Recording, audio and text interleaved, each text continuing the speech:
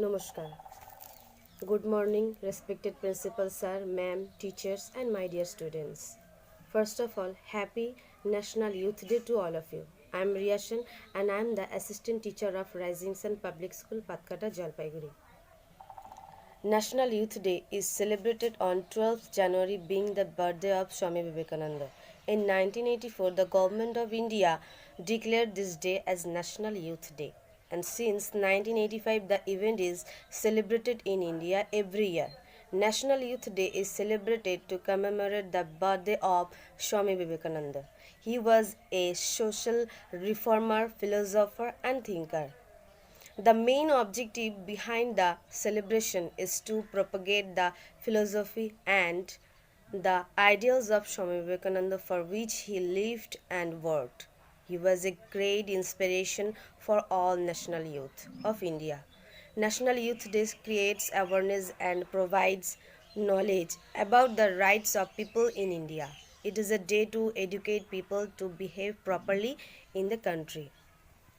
The main objective behind the celebration is to make a better future of the country by motivating the youths and spreading the ideas of the Swami Vivekananda. National Youth Day is also famous as Yuva Diwas. Again, happy National Youth Day to all of you. Thank you. Good morning, respected principal, all teachers, and my all sweet students. I am Shubhriyanka Barmun Sarkar, your Priya ma'am, and assistant teacher of Rising Sun Public School, Patkata, Jalpaiguri. Today is the National Youth Day. Today is 12th January, the birthday of Swami Vivekananda, and I am here to give a small speech about Swami Vivekananda. Of those who started a new awakening in India, Swami Vivekananda was unequal. Swami Vivekananda was born on 12 January 1863 in Calcutta. His real name is Narendranath Datta, his father's name is Vishwanath Datta, and his mother's name is Bhuvaneshwari Devi. He took higher education from abroad and grew up. He established the Ramakrishna Math mission in 1897, through which he spread the propagation of Hinduism abroad. He also established the Belur Math, the headquarters of Ramakrishna mission. Swami Vivekananda was a great saint. He was a great pious leader and a philosopher, and also a devout personality with great principle. He was an excellent singer.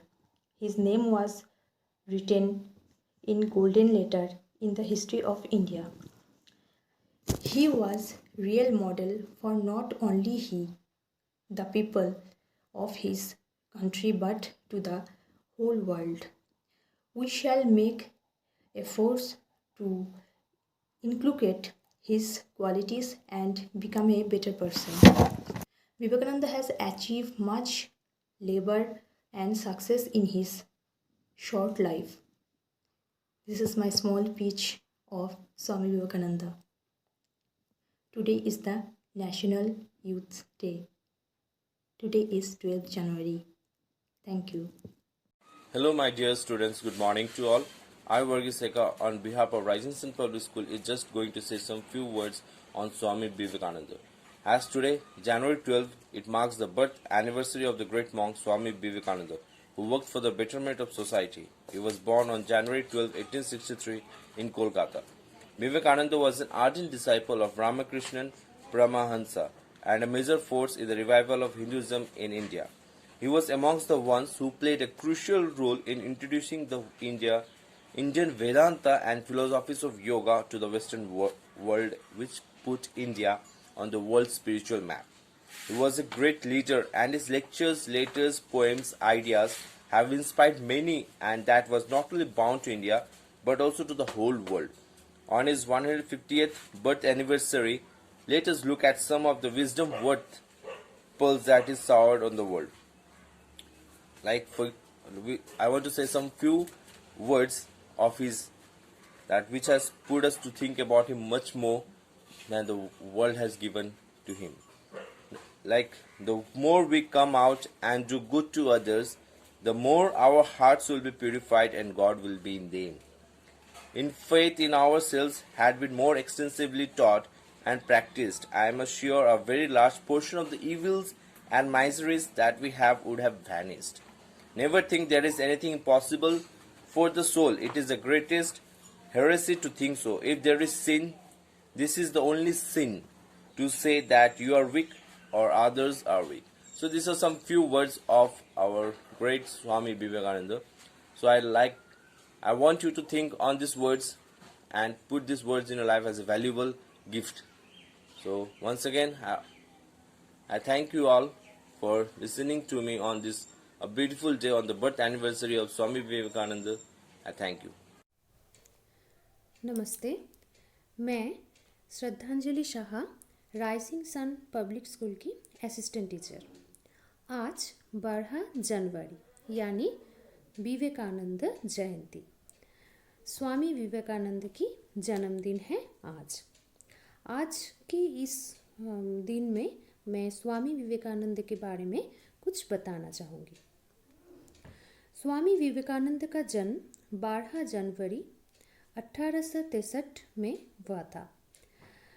वेदांत के विख्यात और प्रभावशाली आध्यात्मिक गुरु थे। उनका वास्तविक नाम नरेंद्रनाथ दत्त था। उन्होंने अमेरिका स्थित शिकागो में सन 1893 में आयोजित विश्व धर्म महासभा में भारत की ओर से सनातन धर्म का प्रतिनिधित्व किया था। भारत का आध्यात्मिकता से परिपूर्ण वेदांत दर्शन अमेरिका और यूरोप के हर एक देश में स्वामी विवेकानंद की वक्तृता के कारण ही पहुंचा। उन्होंने रामकृष्ण मिशन की स्थापना की थी, जो आज भी अपना काम कर रहा है। वे रामकृष्ण परमहंस के सुयोग्य शिष्य थे। उन्हें 2 मिनट का समय दिया गया था, लेकिन उन्हें प्रमुख रूप से उनके भाषण की शुरुआत मेरे अमेरिकी बहनों एवं भाइयों के साथ करने के लिए जाना जाता है। उनके संबोधन के इस प्रथम वाक्य ने सबका दिल जीत लिया था।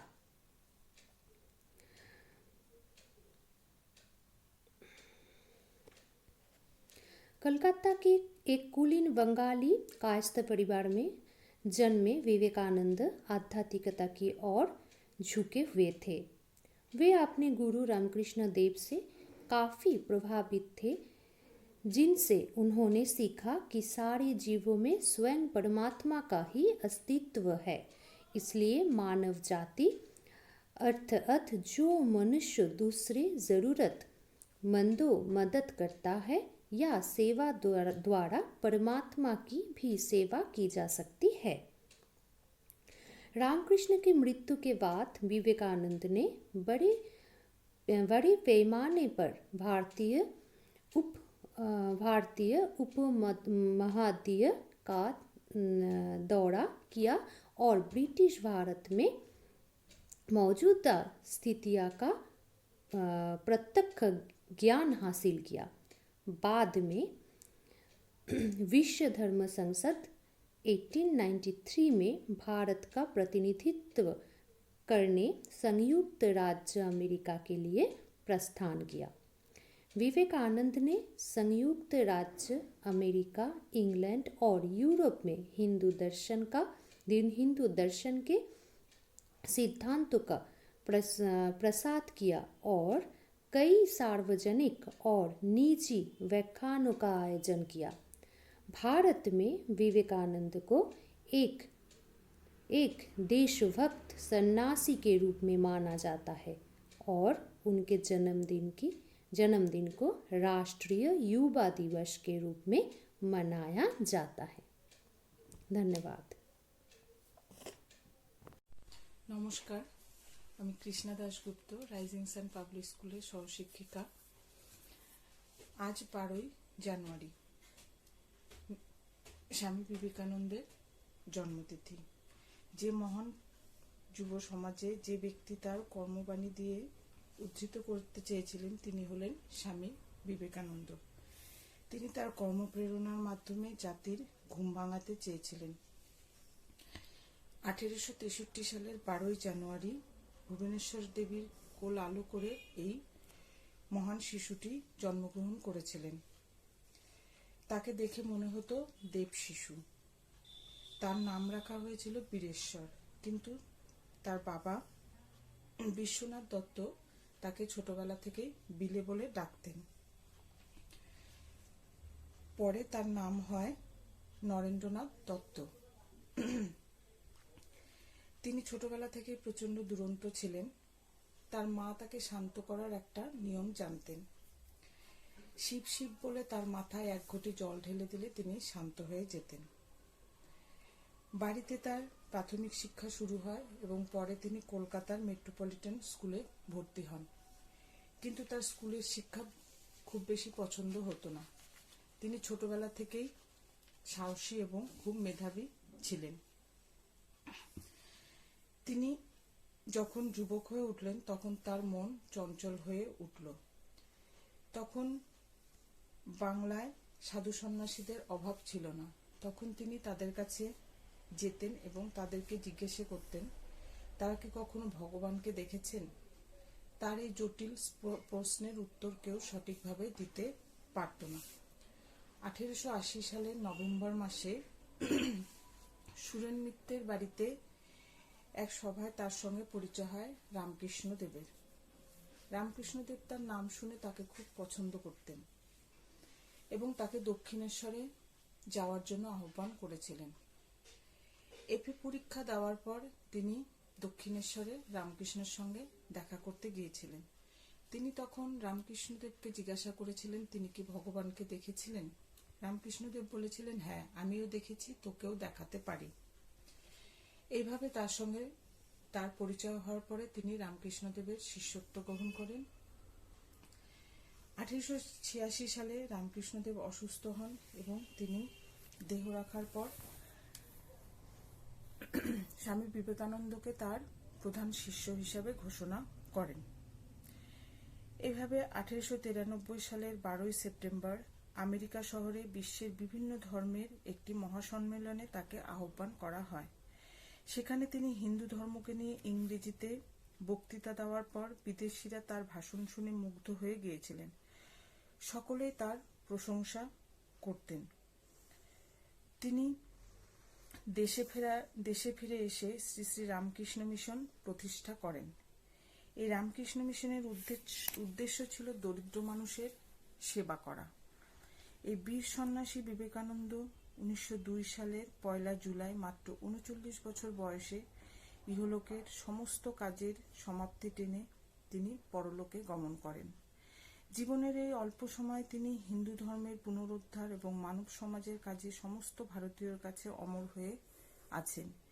বিবেকানন্দের কর্মময় জীবনকে স্বীকৃতি দানের জন্য ভারতের দক্ষিণ প্রান্তে কন্যাকুমারীতে বিবেকানন্দ মেমোরিয়াল হল প্রতিষ্ঠিত হয় এবং তার জন্মস্থান কলকাতায় বেলুর মঠ প্রতিষ্ঠিত হয়।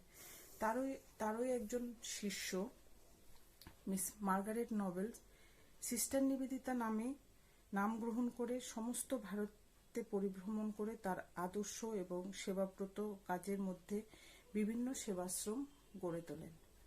আজ এইটুকু বলে আমি আমার বক্তব্য শেষ করছি। নমস্কার। Hello everyone, myself Hiran Shaharoy, Vice Principal of Rising Sun Public School, Pathkata, Mother Branch, Jalpaiguri. I am here to deliver a short speech on the occasion of Vivekananda Jayanti. As you all know, 12th January is the birthday of Swami Vivekananda, and every year we celebrate his birthday as National Youth Day. He was a great Indian youth icon, and we honor the birthday of Swami Vivekananda. He was born on 12th January 1863 in the city of Joy, Kolkata. His original name is Narendranath Datta, and he was gifted with strong and intelligent mind with high thinking. Swami Vivekananda was a renowned writer, scholar, thinker, and saint too. Young Narendranath studied in the Metropolitan Institute at Kolkata. Swami Vivekananda later established the Ramakrishna Mission on 1st May 1897. After becoming monk, he was named Swami Vivekananda. He visited America to participate in the Parliament of World Religions held in Chicago in 1893. In his deep speech, Swami Vivekananda explained to the world that God is one of big C and religions are like the rivers ultimately merging in the sea. He became successful in establishing Hinduism as the important world religion. He died in 1902. So every year we celebrate his birthday as National Youth Day. Thank you all.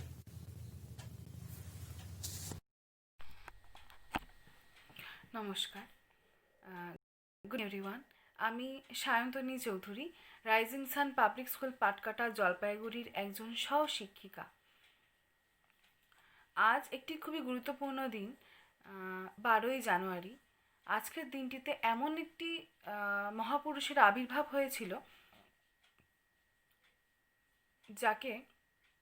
যার কাছ থেকে অন্যান্য মহাপুরুষেরাও অনুপ্রাণিত হয়েছিলেন। তিনি নেতাজি সুভাষচন্দ্র বসুই হোক কিংবা মহাত্মা গান্ধী, তিনি আমাদের নতুন ভারত, এই মহাপুরুষটি ছিলেন আমাদের নতুন ভারত, অর্থাৎ যুব সম্প্রদায়ের অনুপ্রেরণা স্বামী বিবেকানন্দ। তার 1863 সালে 12ই জানুয়ারি কলকাতার সিমলা নামক পল্লীতে দত্ত পরিবারে তিনি জন্মগ্রহণ করেন এবং তার পিতার নাম ছিল বিশ্বনাথ দত্ত এবং মাতা ছিলেন ভুবনেশ্বরী দেবী। স্বামী বিবেকানন্দের পিতৃপ্রদত্ত নাম ছিল নরেন্দ্রনাথ দত্ত এবং নাম ছিল বিলে বা বিলেশ্বর। ছেলেবেলা থেকেই নরেন্দ্রনাথ আধ্যাত্মিকতার দিকে খুবই আগ্রহী ছিলেন। তিনি তার মায়ের কাছে রামায়ণ, মহাভারত এই সমস্ত হিন্দু ধর্মগ্রন্থগুলি শুনতে এবং সেগুলো পাঠ করতে তিনি খুবই আগ্রহী ছিলেন এবং খুবই পছন্দের ছিল তার কাছে এগুলো। এবং পরবর্তীকালে তিনি রামকৃষ্ণ পরমহংসদেবের শিষ্যরূপেও তাকে আমরা পেয়ে থাকি এবং স্বয়ং রামকৃষ্ণ পরমহংসদেবও খুব গর্ব করতেন যে তিনি তার শিষ্য ছিলেন তাকে নিয়ে। স্বামী বিবেকানন্দ রামকৃষ্ণ পরমহংসদেবের কাছে শিখেছিলেন যে কিভাবে মানুষকে সেবার মাধ্যমে আমরা ঈশ্বরকে পেয়ে থাকি এবং ঈশ্বরের উপলব্ধি পেয়ে থাকি। তো তাই তিনি বলেছিলেন, জীবে প্রেম করে যেজন সেজন সেবিছে ঈশ্বর। কথাটি অত্যন্ত বাস্তব এবং সত্য। আর রামকৃষ্ণ পরমহংসদেবের কাছেই তিনি শিখেছিলেন যে তার জন্য তিনি ঈশ্বরে বিশ্বাস করতে শিখেছিলেন।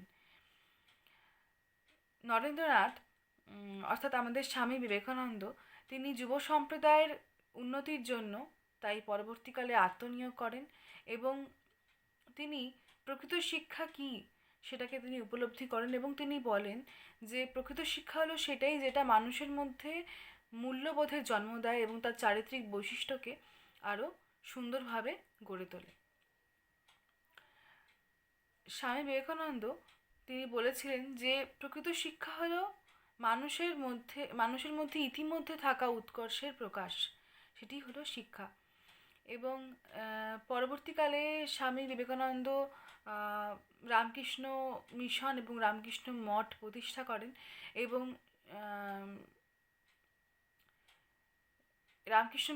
রামকৃষ্ণ মঠ এর কাজে নিজেকে আত্মনিয়োগ করেন এবং যুব সম্প্রদায়ের উন্নয়নে নিজেকে আত্মনিয়োগ করেন। এরপর 4 জুলাই তিনি ধ্যানমগ্ন অবস্থায় তিনি মৃত্যুবরণ করেন। এইভাবে পতন হয় ভারতের এক উজ্জ্বল নক্ষত্রের। স্বামী বিবেকানন্দ আমাদের যুব সম্প্রদায়ের কাছে ভীষণই আদর্শের এবং তার বলা প্রতিটি কথা আজও প্রতিটি যুব সম্প্রদায়কে ভীষণভাবে অনুপ্রাণিত করে, প্রতিটি মানুষকে, প্রতিটি যুবক যুবতীকে। তার বলা প্রতিটি কথা ভীষণই মূল্যবান এবং ভীষণই গুরুত্বপূর্ণ।